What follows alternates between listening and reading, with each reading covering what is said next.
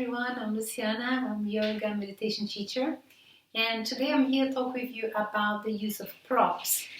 So in our yoga practice, as you know, we have props like the blocks, the belts, various different equipments that we can use to enhance our experience, to enhance our practice. And let me just come to my mat so I can talk with you and show you some tricks as well. So I remember when I started practicing, and even until actually years into my practice, I'll go into classes and the teacher will say, grab some blocks, grab some of the props to help you in your practice, and I'll be like, no. And I would be like, trying to do splits, for example, without the use of props and without the flexibility and the experience and the practice, and be struggling. But the following class, I'll still not pick up the props. So I had that. And I can see that happens sometimes with students when they come to classes and they feel that the props symbolize something perhaps that they need help, or they're not good enough, or they're beginners. I'll tell you now, no. The props would really enhance your experience, would really help you in your practice. And I wanted to start telling you as well about, first of all, we're all unique. In the structure of our body, the size of our bones, the shapes of our bones, and how also the range of movement based on the flexibility, but mostly as well based on how, depending on the movement that we're doing, a joint can hit another joint, and that will be a compression, and there will be no more room to move. And we might think we're not flexible, or something's wrong with us, or we're not looking right in a pose. It's just that structurally our body has hit the limit, or has hit the point where we can't go further.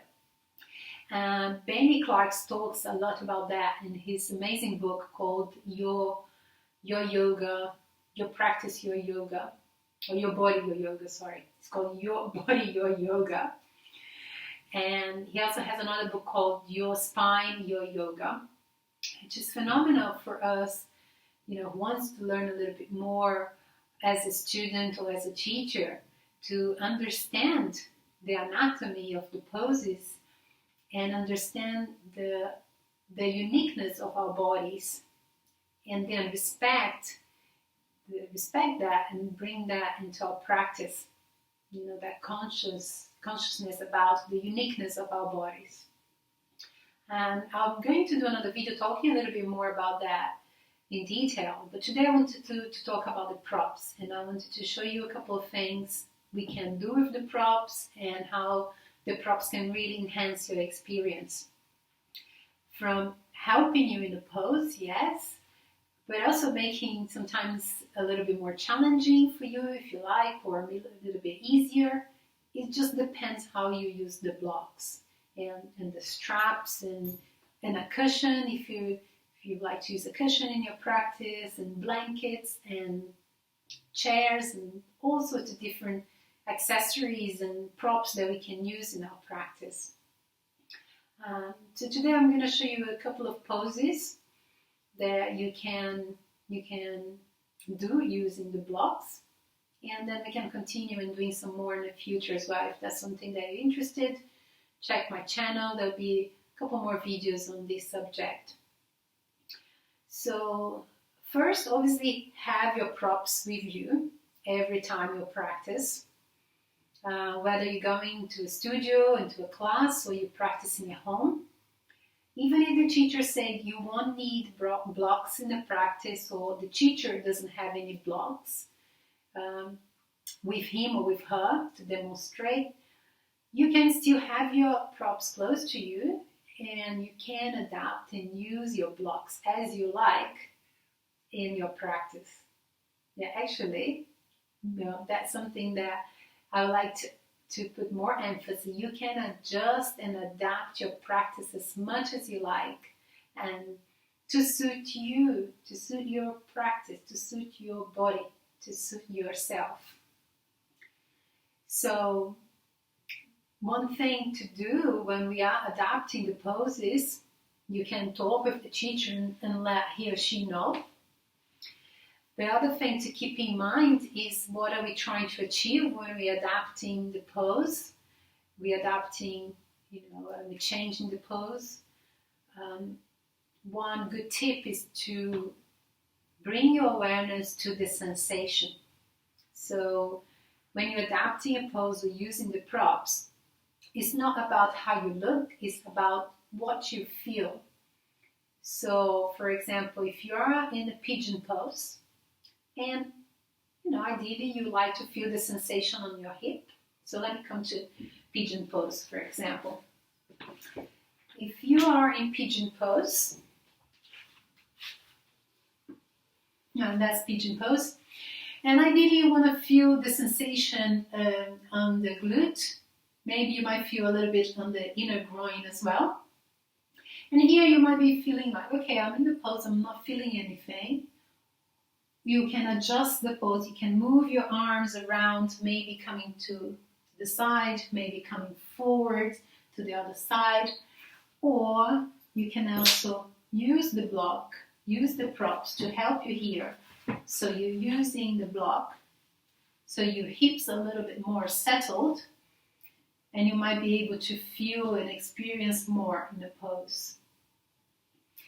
And you can also come a little bit closer to the floor, so we call sleeping pigeon. Perhaps you bring the elbows down and you can relax the neck and the head on top of a block, so you can feel a little bit more settled into the pose. So it's not about the way you look, it's what you feel. So you feel settled, you feel you can perhaps relax a little bit more into the pose, then your breath can flow, and you can sustain the pose. You can maybe hold the pose for a little bit longer because you feel supported and you feel that there is enough room here for you to move, and there's still enough space, and you're not struggling, you're not battling yourself. So that's one example. Other things that I really like and I really advise you doing with your blocks, with your props, is always, if you have one of these long blocks, you can always just sit on the blocks for some of the seated poses.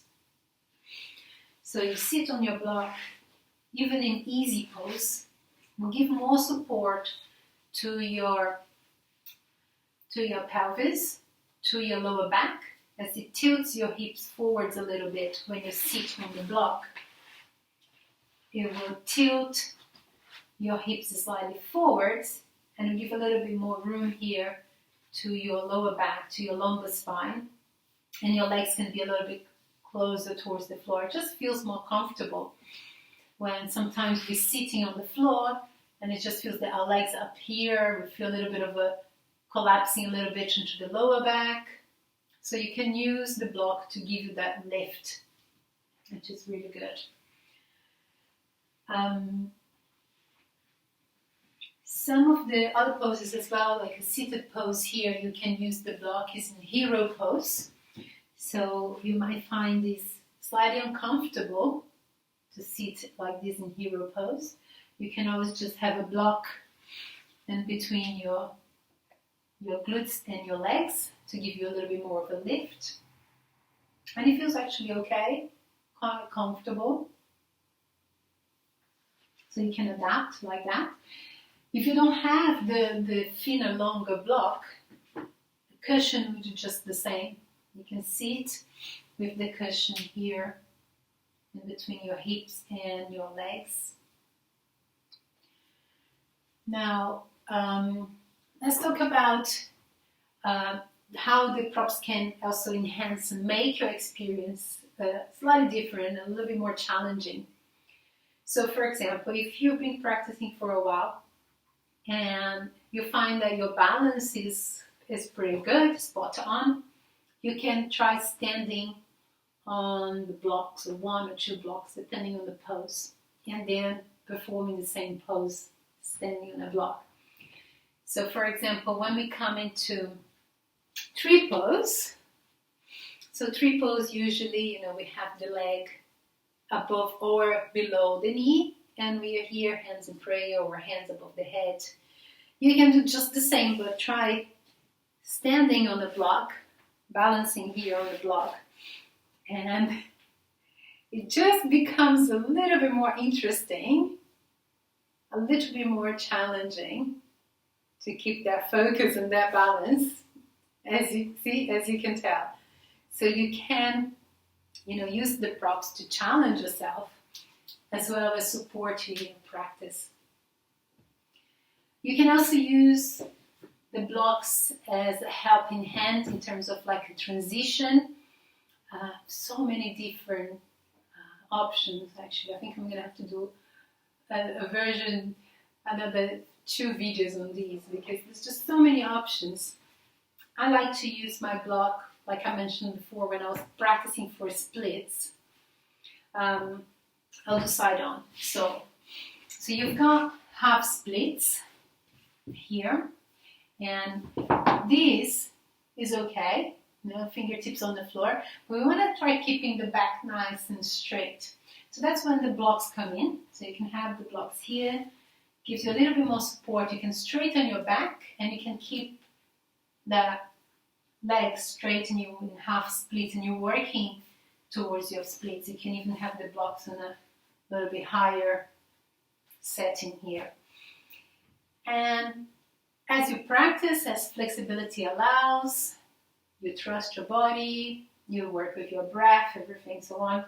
You can start using the props to go a little bit deeper into your splits, and you're coming deeper here. You still have the support, your back is nice and long, and you're not hanging, because imagine doing this pose without the blocks. I mean, it's a lot of pressure and a pulling on the hamstring if you're trying to hover, if you're just trying on your fingertips and not enough stability.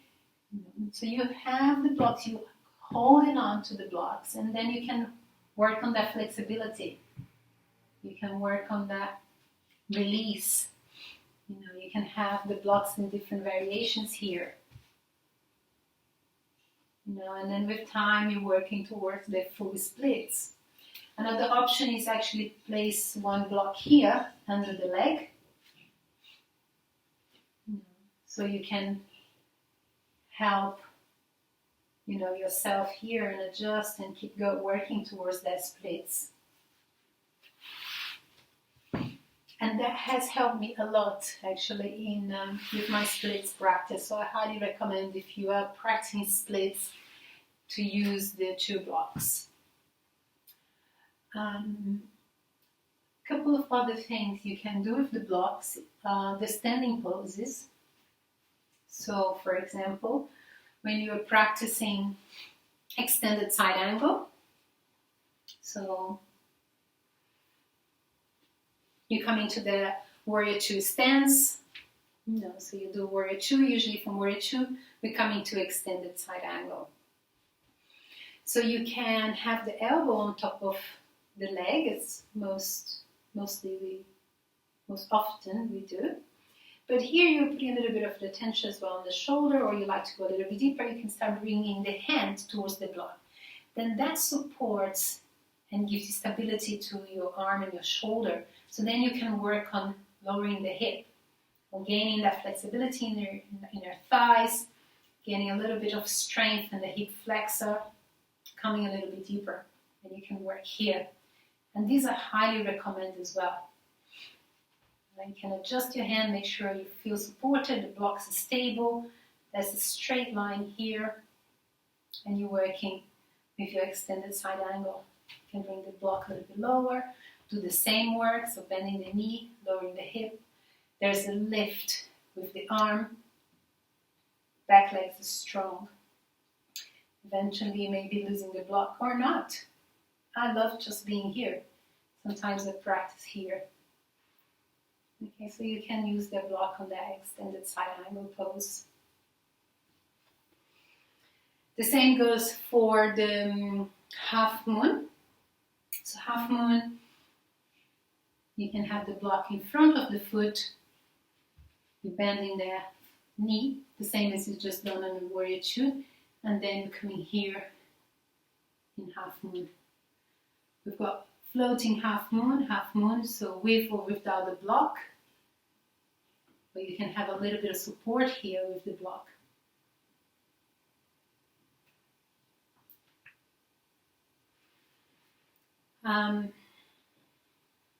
One of the poses that I love doing with the block, Malasana. So sitting here, feet flat on the floor, then you can straighten the back and bring the hands to prayer.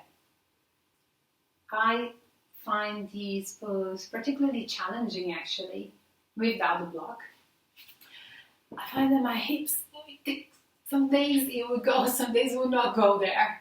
Like today, I haven't done much of a warm-up actually before the filming here, before the video.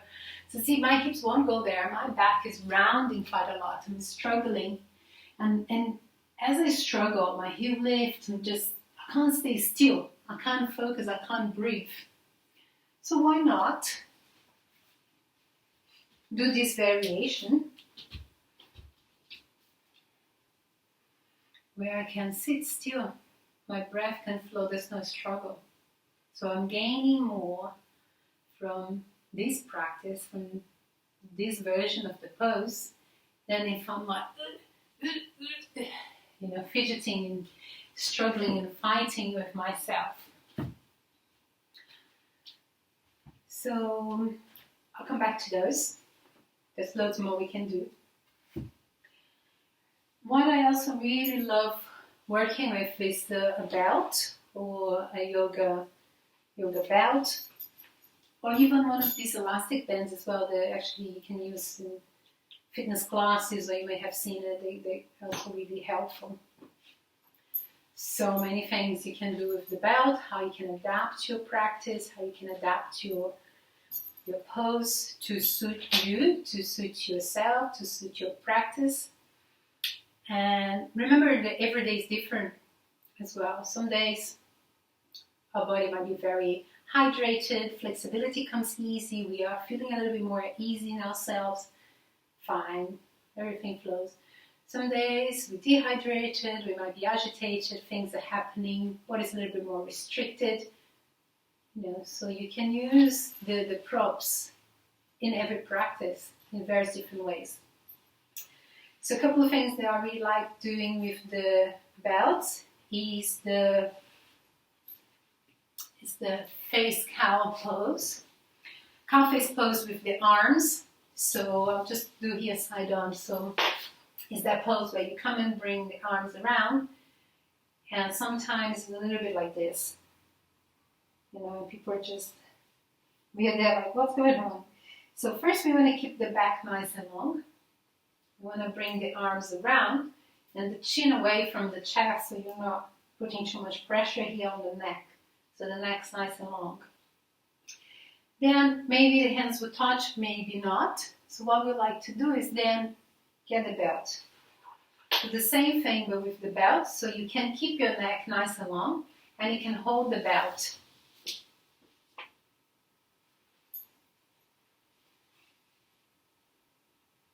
And you can work, minimizing that space.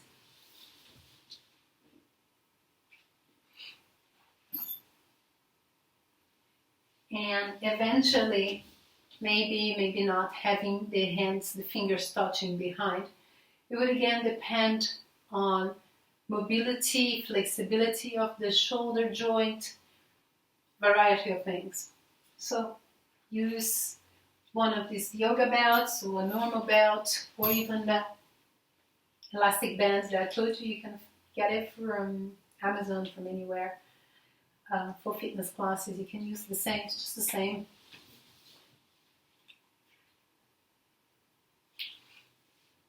So that's one of the adjustments you can use with the belt that I really like. Any of the poses that we work the flexibility in our hamstring, you can also use the belt. So, for example, seated forehead to knee pose. So seated forehead to knee pose, we go reach for the foot, and then we bring the forehead to knee. Now here, if sometimes even this might be a little bit challenging, you can use the belt. So then we can keep the integrity of the spine, we can keep the back nice and long, and you're still gaining that stretch into the back of your leg and the hamstring, and you can work the pose without struggling, without battling, and you feel more space in your spine, you feel more length, and you feel more space here, and you're still working. It's the same pose, and the same with the seated forward fold. Instead of trying to reach and struggle here, battle, you can work with the belt, keeping that integrity in the spine, keeping the back nice and long. It's very spacious here. Then you have the space as well, the front of the body, your breath is flowing, and you're gaining that flexibility.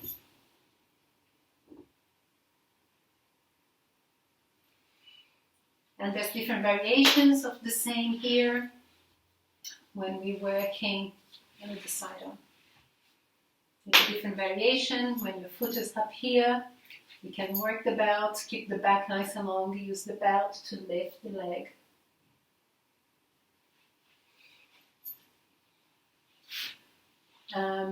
So many different poses. I'm going to come back as well to the belt, different things. Now, a couple of other things I really like to do using my blocks is assisted bridge pose.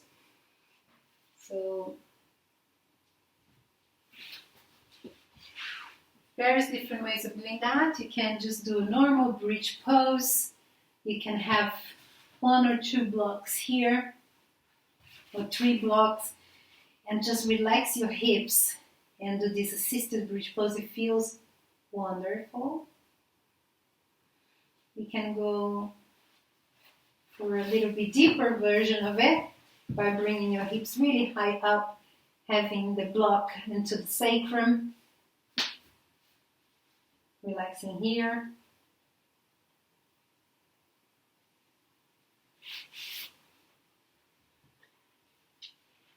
A couple of other things that I really like is the assisted fish pose. So you're using the blocks to support your thoracic spine.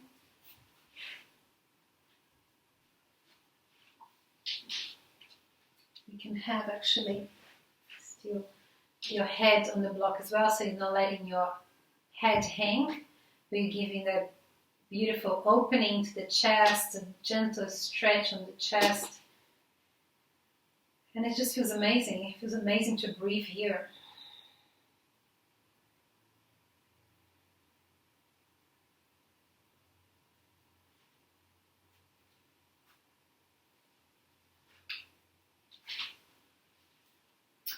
Blocks are also wonderful to use for the transitions when you are learning the jump backs, and you're learning transitions here of hovering and lifting and moving forwards and moving back.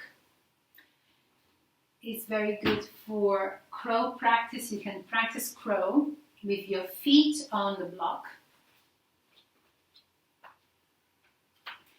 So it already gives you a lift. So you're higher here to practice your crow, to bring your knees into the armpits or even onto the outside of your arms, and then shift and float. One student of mine actually, he was practicing crow, and he would put the block at the front, which I found it was really interesting, because when we're practicing arm balance, sometimes I feel scared of falling, and that's what was, holding him back a little bit. And so he would place the block in front, and he would aim it forehead towards the block So when he was coming for his crow pose, he would just come like this, or chin towards the block, or forehead towards the block. Another one that I really like is your gobbler pose. So you bring the block in between the legs and you're forward folding maybe 1, 2, 3 blocks. Bring your forehead to rest here on top of the block.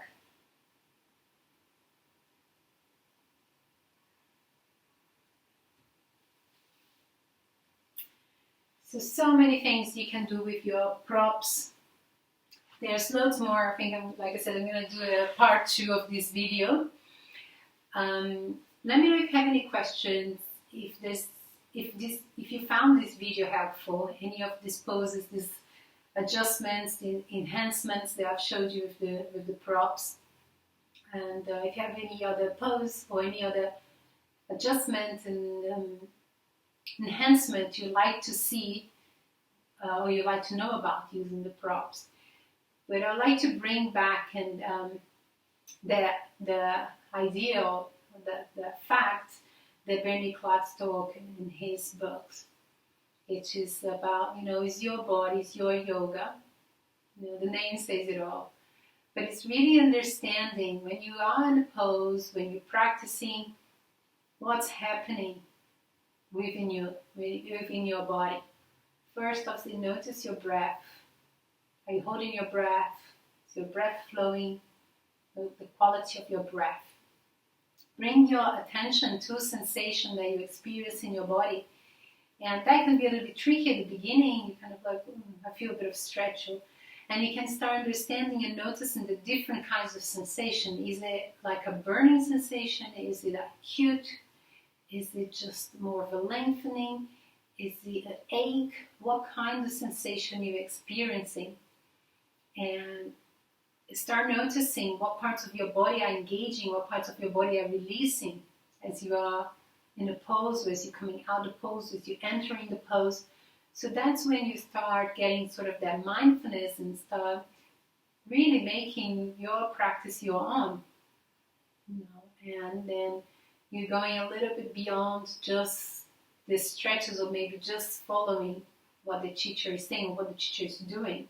You're really actually, bringing the practice to yourself instead of starting to the arm up and your arm up and what's going on and what's going on. It's like, come on. Even if you skip a couple of poses, if you're in a group practice, sometimes I know, especially some of the vinyasa classes, things keep moving on, so it's fine. Skip 1 or 2 poses. Maybe stay a little bit longer in the pose if you want to experience and explore a little bit more.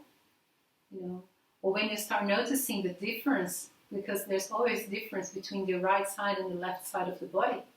You think actually it would feel more beneficial for me to hold longer on the left side, or I feel the right side is a little bit more achy today. You start exploring what's going on in your body, in your practice, and that is something interesting to do and something worth doing when you're practicing yoga. That's all from me today. I hope you enjoyed and found the video beneficial, and let me know in the comments or send me a message, and I'll see you in the next video.